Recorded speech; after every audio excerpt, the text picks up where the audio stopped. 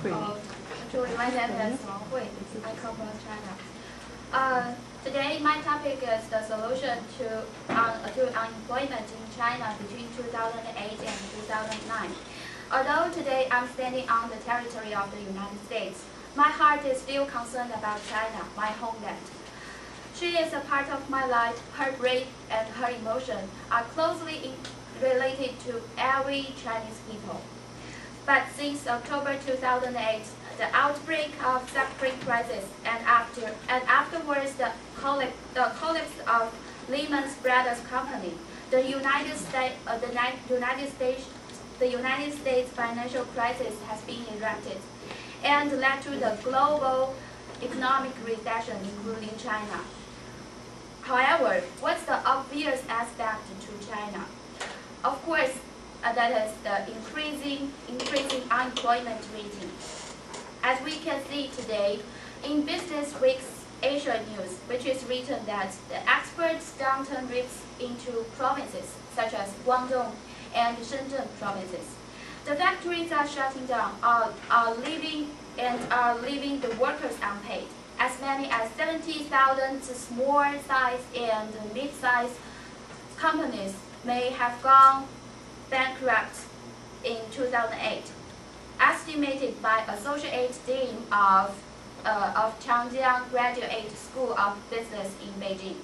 However, the Minister of Human Resources and the Social Security Department said that in 2009, nearly 5 million graduate students are struggling to find a white-collar job. The current employment situation is still grim.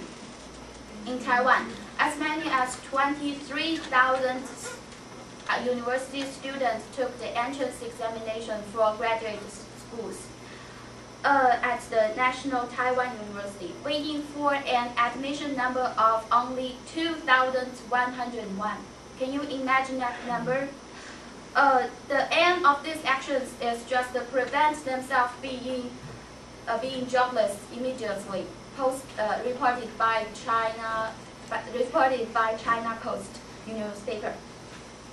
Faced with those problems, I can definitely say the Chinese government has not ignored as an undergraduate student in China. Of course, I'm feeling more or less worried about my future, my job after my graduate.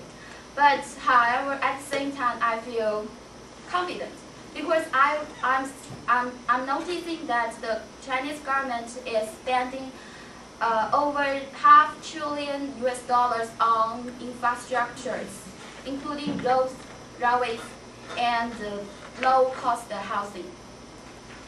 To create more jobs, the government has to make full use of the labor service, the labor-intensive industries and the small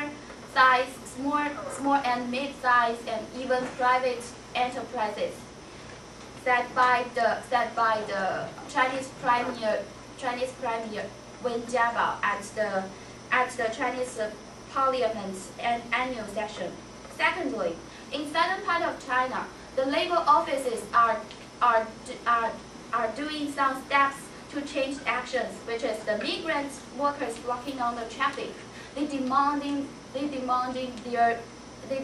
for their wages. The government has ordered the banks to lend more for those people, with a goal of $555 billion in total loans for 2009. On December 28, the Chinese Central Bank cut their interest rates at the 5th time in order to boost the consumers' purchasing power. In addition, enterprises are being encouraged to do some employment to shorten the working hours to 6 hours and then to 5 hours per day, so that you will not only give the workers adequate time to do some training programs for enhancing their job abilities, but also help secure some works for the migrants and the rural workers. Besides, I strongly support the following policy.